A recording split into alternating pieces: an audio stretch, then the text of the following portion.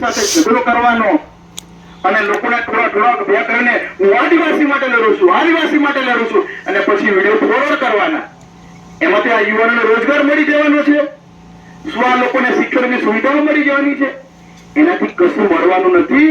પરંતુ આ વિસ્તારનો અગર કોઈ કામ કરતો હોય સમાજનું, તો તમે બધા જાણો છો રણજીતભાઈ ભીલ. રણજીતભાઈ ગામે ગામે 4-4, 5-5 લાખ રૂપિયા કોઈ લોકો દેશ માટે, કોઈ છોકરી ભાગી જાય માટે, કોઈ ઝઘડા માટે લાખો રૂપિયા લેતા હતા. એ સમાજની અંદર એમાં પૈસા આ આપસિંગભાઈ હોય, ગારદિયાભાઈ, ગામના લોકો ભેગા, રણજીતભાઈ ભેગા મળીને એનું એકદમ ઓછું પૈસા ઓછા કર્યા હોય અને સમાજનું કામ કર્યું. તો આ તમારા નેતા છે, આ ગારદિયાભાઈ છે, આ આપસિંગભાઈ છે, આ રમેશભાઈ છે, એ સમાજનું કામ કરે છે. પેલાભાઈ કઈ સમાજનું કામ આવીને કર્યું? ત્યારે આપણે આ સમજવાની જરૂર છે કે આ પ્રકારનો અગર કોઈ કામ કરતું હોય તો આ વિસ્તારના એ નેતા, એ રણજીતભાઈ હોય કે બાકીના નેતા હોય, એ સમાજનું કામ કર્યું છે. બહાર ના આવીને ખાલી ભેગા ફૂકીને જાય તો કોઈ સમાજનો કોઈ ઉદ્ધાર નથી કરવાના.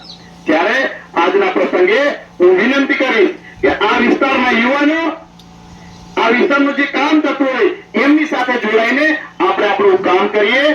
અને એ જે ચૈતર વસાવા છે, જેને 19 ગુના છે, જેને ખૂનનો ગુનો છે, જેને છેડતીનો ગુનો છે, જેને ભ્રષ્ટાચારનો ગુનો છે, એવા અનેક ગુનાઓની અંદર જેલના સળિયા પાછળ ગયા છે.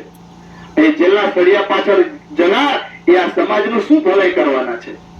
થોડી વાર સારું લાગે, ભાષણ સરસ મજાનું આપે, સારું લાગે, પરંતુ આ મોગરા હોય, પટવાણી હોય, છોટવાણી હોય કે આ બધા વિસ્તારનો વિકાસ વગર કોઈ કામ કરવું હોય તો શ્રી જયંતિભાઈ રાઠવા અને શ્રી રણજીતભાઈ ભીલ સિવાય કોઈ જ નહીં કરી શકે, કોઈ જ નહીં કરી શકે એ લોકો આવીને. એટલા માટે આપણે બધાએ તમારી કોઈ પણ રજૂઆત હોય, કોઈ માંગણી હોય તો ધારાસભ્યશ્રી હર હંમેશ એમના કાર્યાલય પર એ ઉપસ્થિત હોય છે અને તમારા કામ માટે એ રાત દિવસ હાજર રહેવાના છે.